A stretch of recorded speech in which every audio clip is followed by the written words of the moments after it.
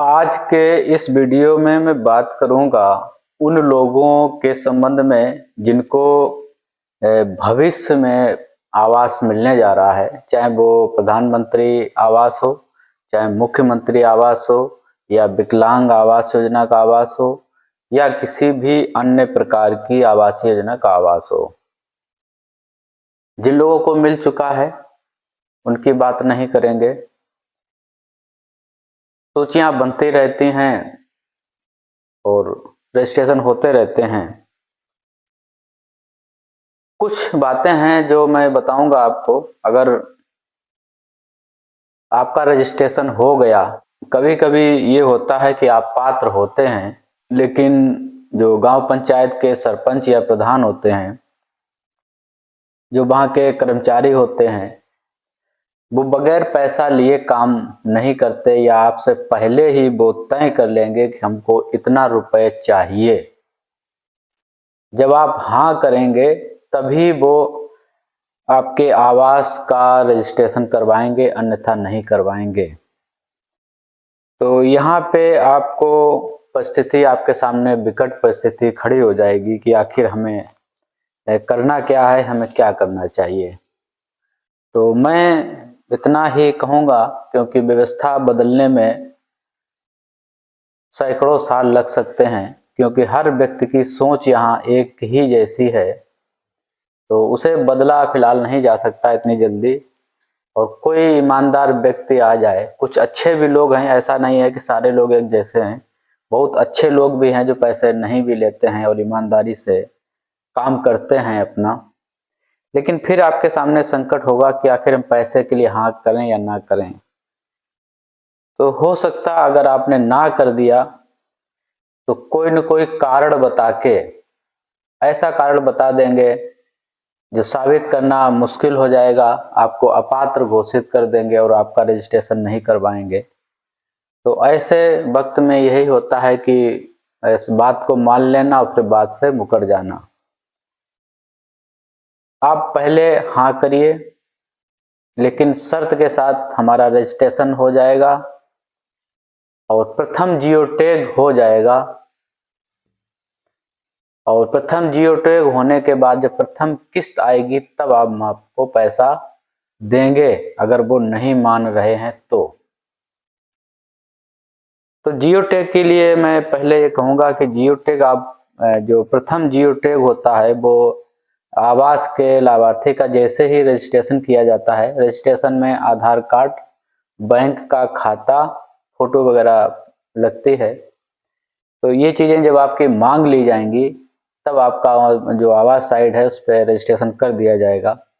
और रजिस्ट्रेशन होने के बाद में आपका प्रथम जियो टैग किया जाता है उस जगह पे जहां आप आवास बनवाना चाहते हैं या जहां पे रह रहे हैं। तो इसमें एक गलती आप ना करिएगा भविष्य में, क्योंकि कई लोग ऐसे इस तरह के फंसे हुए पड़े हैं जिनको द्वितीय किस्त नहीं मिल पा रही है, क्योंकि वो रह रहे थे जहाँ पे जियो टैग उन्होंने वहां का करा दिया, लेकिन जब प्रथम किस्त का पैसा आया और उन्होंने मकान जाके करीब 200-300 मीटर दूर तक कहीं के बना लिया, 500 मीटर दूर तक बना लिया। जियो टैग में अक्षांश और देशांतर अंकित होके जाता है, फोटो पे उसकी लोकेशन जाती है। जब आप उस लोकेशन से हटके कहीं दूर आवास बनवा लेंगे तो प्रथम लोकेशन से दूसरी लोकेशन का मैच नहीं होगा। जब मैच नहीं होगा तो वो फोटो स्वीकार नहीं उस पर सॉफ्टवेयर पे होगी। तो इस बात का आप ख्याल रखें कि जहाँ पे प्रथम जियो टैग करवाएं वहीं पे ही मकान बनाएं। अन्यथा अगर आपका प्लान ये है कि जहाँ पे हम रह रहे हैं वहाँ पे हमारे पास जगह उपलब्ध नहीं है या बंटवारा हो जाएगा तो बहुत सीमित जगह हमारे पास बचेगी, तो उस जगह का जियो टैग ना करवाएं और उस जगह का जियो टैग करवाएं जहाँ आप आवास बनवाने के लिए सोच रहे हैं। तो फिर आगे आपको दिक्कत नहीं आएगी। तो एक तो यह बात हो गई। दूसरी जो पैसा देने वाली बात है, जब आपका जियो टैग प्रथम हो जाएगा फिर आपका आवास काटा नहीं जा सकता। कोई भी प्रधान या सचिव कितना भी कहे कि हम आपका आवास हटवा देंगे पैसा अगर हमें नहीं दिया, तो फिर वहां से संभावनाएं खत्म हो जाती हैं आपके आवास को काटे जाने की। जब प्रथम किस्त आ जाए अपना काम शुरू करिए और बताइए कि भाई हम पैसा देने में सक्षम नहीं हैं। एक समस्या और यहाँ पे आपके सामने खड़ी होगी, जब आप अपना निर्माण कार्य कर लेंगे प्रथम किस्त का, द्वितीय किस्त की जब आप जियो टैग करवाने के लिए कहेंगे तब लोग हीला हवाली करेंगे, लेट लतीफ़ी करेंगे, उसमें कहेंगे कि पहले हमें जो पीछे वादा किया था पैसा देने का वो हमें पैसा दे दो, उसके बाद हम जियो टैग करवाएंगे। तो थोड़ा लेट होगा। कर्मचारी की जिम्मेदारी बनती है कि अगर प्रथम किस्त का पैसा उपभोग कर लिया गया ठीक से, तो द्वितीय किस्त देना सरकार की जिम्मेदारी है। सरकार आपको दिलाएगी उन्हीं कर्मचारियों के माध्यम से जो पैसे मांग रहे होंगे। तो इस बात का ख्याल रखना, पैसा नहीं देना है आपको। और फिर भी अगर आपको ठीक लगे तो आप जैसा समझें वो ठीक है। द्वितीय किस्त की धनराशि जब मिल जाती है, अमूमन होता यह है कि प्रथम किस्त में जो पैसा मिलता है 1,20,000 रुपये 3 किस्तों में अलग अलग दिया जाता है। प्रथम किस्त 40,000 रुपये होती है। छोटी किस्त इसलिए दी जाती है कि कहीं लोग उस पैसे का दुरुपयोग ना कर लें, उस छोटे अमाउंट के साथ में अपना कुछ अमाउंट लगा के एक छत स्तर तक आवास को बना लें। और आवास बनाने के समय जो मानक हैं, जो वह स्क्वायर मीटर है, 225 स्क्वायर मीटर का एरिया ही बनाना है। अगर आप ज़्यादा बनाने की सोच रहे हैं तो फिर आप अपना बजट तैयार रखना, आप ये अपनी प्लानिंग करके रखना कि इसमें अतिरिक्त पैसा हम कहाँ से लगाएंगे।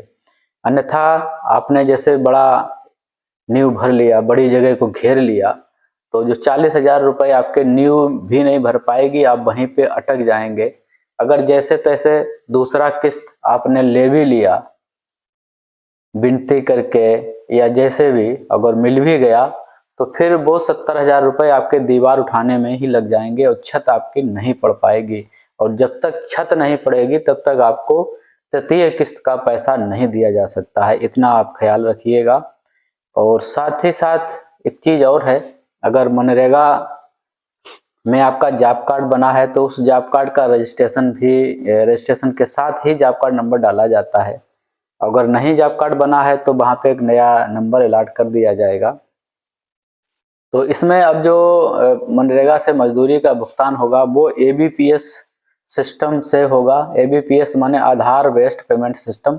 अगर आपका बैंक खाते से आधार लिंक होगा तभी आपका पैसा, मनरेगा की जो मजदूरी का पैसा मिलता है आवास के लिए, वो आपके खाते में जाएगा। क्योंकि पैसा सीधे खाते पर नहीं जाएगा, आधार नंबर से पैसा जाएगा और उस आधार से जो खाता लिंक होगा उस खाते में पैसा वो चला जाएगा। तो ये आप निश्चित कर लें, अगर आपको आवास मिलने जा रहा हो तो आधार और बैंक अपना लिंक करा लें आपस में, जिससे आपको सहूलियत रहे। और साथ ही 90 दिन की जो मजदूरी आपको आवास के साथ मिलेगी भविष्य में, तो उसका अपना देखते रहें। जैसे ही प्रथम, कैसे पता लगेगा कि हमको पैसा मिल रहा है कि नहीं मिल रहा है, तो आपकी जैसे ही प्रथम किस्त की धनराशि खाते पे आए उसके 10-15 दिन बाद, 20 दिन बाद ये देखिए कि क्या कोई मजदूरी की छोटी अमाउंट धनराशि आपके खाते पे आई है कि नहीं आई है। अगर नहीं आई है तो आपको सजग होना पड़ेगा, आपको पूछना पड़ेगा कि हमने इतना काम कर लिया है और हमारे जो आवास की मजदूरी है वो हमको अभी तक नहीं मिली है। तो अगर बार बार आप कहेंगे तो निश्चित ही समय पे आपको सारी मजदूरी मिल जाएगी। वो आपको आवास वाले खाते में जो पैसा जाएगा उसी खाते को चेक करते रहना है, जब भी पैसा आएगा मजदूरी का उसी पे आएगा। तो काफ़ी लोगों को ये जानकारी नहीं हो पाती है कि आखिर मनरेगा का पैसा जो मिलना है वो आएगा तो कहाँ आएगा, हम कैसे पता करें। तो आप अपने पासबुक पे, अपने खाते पे पता करिए, खाते को अपडेट रखिए। तो यह बात हो गई थी मजदूरी की। अब एक और बात आती है शौचालय की। इस समय भारत सरकार के जो शौचालय वाले पोर्टल हैं, स्वच्छ भारत मिशन ग्रामीण योजना के तहत, उसमें 2 तरह से पोर्टल काम कर रहा है। एक तो पंचायती राज विभाग से पोर्टल काम कर रहा है और दूसरा है सिटीजन पोर्टल काम कर रहा है। तो आप कहीं भी आवेदन करवा सकते हैं। अगर आपके घर में शौचालय नहीं बना है तो वो भी आवास का हिस्सा ही है। तो ये कुछ बातें थी जो मैंने आपको बताई। आप अगर कुछ कहीं पे आपको लगता है कि कुछ संदेह है तो आप हमसे पूछ सकते हैं टिप्पणी पे। वीडियो को लाइक और शेयर हमारे कर दीजिएगा। बहुत सारे नए लोग आप लोग आते रहते हैं, लेकिन बड़ा अफसोस ये लगता है कि पता नहीं क्यों आप लोग सब्सक्राइब नहीं करते हैं चैनल को। तो थोड़ा सा ही कष्ट होता है सब्सक्राइब, जहाँ पे सब्सक्राइब लिखा होता है तो वहाँ पे सिर्फ आपको उंगली से टच करना होता है, उतना आप कर देंगे तो चैनल हमारा सब्सक्राइब हो जाएगा। क्योंकि बहुत सारे लोग आप ही लोगों में से हैं जो जिन्हें ये नहीं पता होता कि आखिर चैनल को सब्सक्राइब कैसे करना है। तो जहाँ पे वीडियो आप देख रहे होंगे उसके दाएं तरफ देखिएगा, भूरे रंग से एक सब्सक्राइब वाला बटन होगा, लिखा होगा, तो आप उसे सब्सक्राइब कर दीजिएगा और आप टिप्पणी करके बताइएगा आपको ये वीडियो कैसा लगा।